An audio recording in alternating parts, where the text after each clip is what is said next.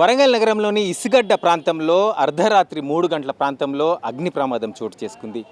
ఇక్కడున్న జయ గన్నీస్ ఏదైతే నిల్వ ఉంచి బస్తాలను నిల్వ ఉంచి వాటిని రిపేర్ చేసి మళ్ళీ రైతులకు అందించే ఒక గోదాం లోపల అగ్ని ప్రమాదం సంభవించింది. అయితే ఈ అగ్ని ప్రమాదం ఇందులో సంభవించలేదు. ముందర ఉన్న పాత ఫర్నిచర్ షాపు అమ్ముకునే దగ్గర స్టార్ట్ అయిన మంట ఈ గన్నీస్ దగ్గర ఉండడం ఒకటి అంటుకోవడంతో వీరికి దగ్గరగా సుమారుగా భారీగా నష్టం జరిగిందని చెప్పి వీరు ఆవేదన వ్యక్తం చేస్తున్నారు.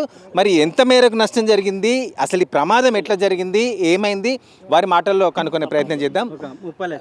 చెప్పండి, అసలు ఈ ప్రమాదం ఎలా జరిగింది, ఎప్పుడు జరిగింది, ఏమైంది? అదే 3 గంటలకు జరిగింది. 3 గంటల అటు నుంచి 3 గంటల నుంచి అట్లా ఆడ అంటుకొని ఇటు వచ్చింది. అదే ఇక కొత్త బార్లం ఎంత నష్టం ఉండుంటుంది? 30 లక్షల దాకా అయింది. అదే ఎక్కడ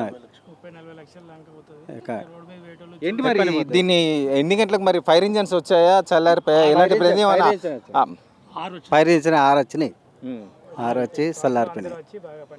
ఇప్పటికి 30 లక్షలు నష్టం జరిగింది అంటున్నారు. ఇంకా ఎంత సరుకు ఉండుంటుంది అందులో? ఇంకో 30 లక్షల దాకా ఉంటుంది. అదే ఇంకా 30 లక్షల దాకా ఉంటుంది. సో ఎవరెవరు వచ్చి చూశారు? మరి మీరు అధికారులకు ఇన్ఫర్మేషన్ ఇచ్చారా? మరి ఏం చేస్తామన్నారు? మన వాళ్ళే వచ్చారు, అందరు మన వాళ్ళందరూ వచ్చారు. వచ్చి చూసి మళ్ళీ వెళ్ళిపోయారు. ఓకే, ఈ ఆవేదనలో తనకి అసలు కరెక్ట్గా మాట్లాడడానికి రావడం కష్టంగా ఉంటుంది. చెప్పండి, అసలు ఏంటి, ఏం జరిగింది, ఎంత మేరకు నష్టం జరిగింది, మరి మీరు అధికారులకు దృష్టికి తీసుకెళ్లారా? ఈరోజు జయ గణేష్ మర్చెంటు అనే వ్యక్తి ఊరడి ఈర్స్వామి కరీమాబాదు వాళ్ళది ఇక్కడ గోదాము, కొత్త బార్దాను, కొత్త ప్లాస్టిక్ సంచులు రైతులకు సప్లై చేసే విధానం లోపల ఇక్కడ ఈ గోదాం తీసుకోవడం జరిగింది. ఇక్కడ అందుబాటులో 3 బాటల మీద అందరికీ రైతులకు మేలు జరుగుతుందనే ఉద్దేశంతో, వారికి ట్రాన్స్పోర్ట్ తప్పుతుందనే ఉద్దేశంతో ఈ సెంటర్ గడ్డల్లో తీసుకోవడం జరిగింది ఆ గోదాం. దానికి భిన్నంగా ఇక్కడ ఫర్నిచర్ షాప్ ఉండడం వల్ల ఆ ఫర్నిచర్ షాప్లో కరెంటు కానీ మీటర్ కానీ ఏది లేదు.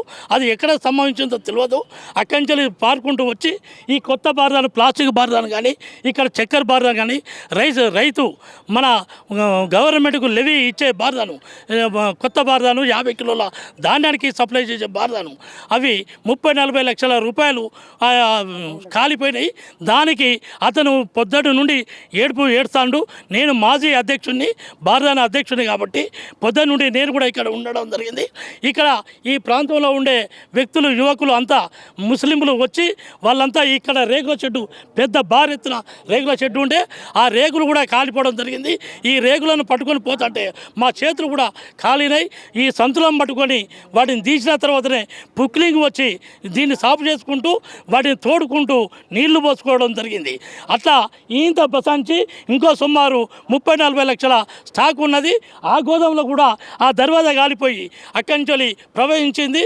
ఆ యువకులు అనే సైనికులు లెక్క పనిచేసింది కాబట్టి అది కాపాడడం జరిగింది.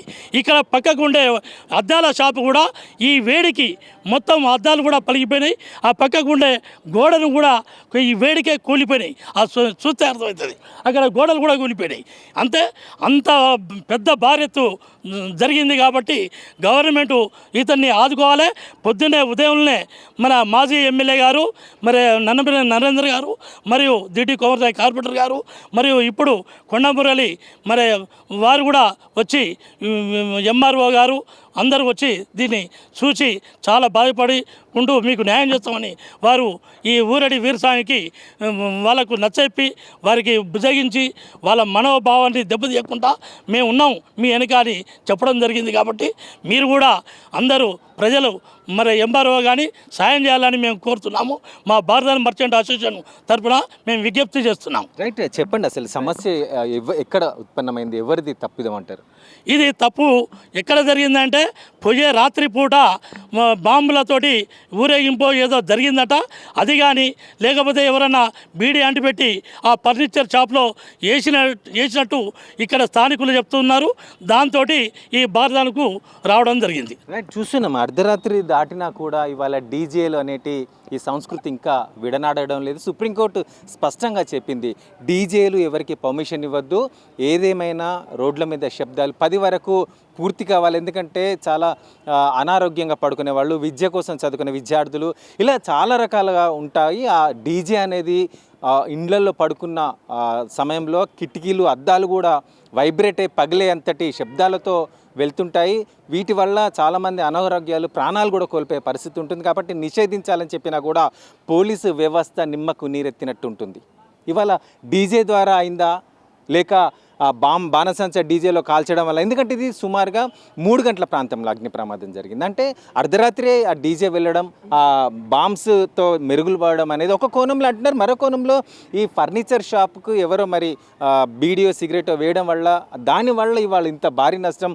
ఇవాళ దీన్ని నమ్ముకున్న ఈ కుటుంబం రోడ్డున పడడం, టెన్షన్కి గురవడం, దీన్ని చూడడానికి ఎమ్మెల్యే, మాజీ ఎమ్మెల్సీ, మాజీ ఎమ్మెల్యే వీళ్ళందరూ ఇక్కడికి రావడం, అధికారులు రావడం, ఇదంతా ఒక హైరానా హంగామా. ఈ ప్రమాదం ఇంకా పొంచి ఉన్న పక్క ఉన్న ఇండ్లకు వాళ్ళకు వ్యాపిస్తే ఎక్కడ ప్రాణ నష్టం, ఇదంతా కూడా జరగకుండా ఉండేందుకు ఏవైతే నియమాలు ఉన్నాయో ఆ నియమాలు అధికారులందరూ ఖచ్చితంగా పాటించాలి. వీరికి కూడా న్యాయం చేయాలని చెప్పేసి అని కోరుతున్నాం. కెమెరామెన్ రాముతో నరేంద్ర, NSI న్యూస్, వరంగల్.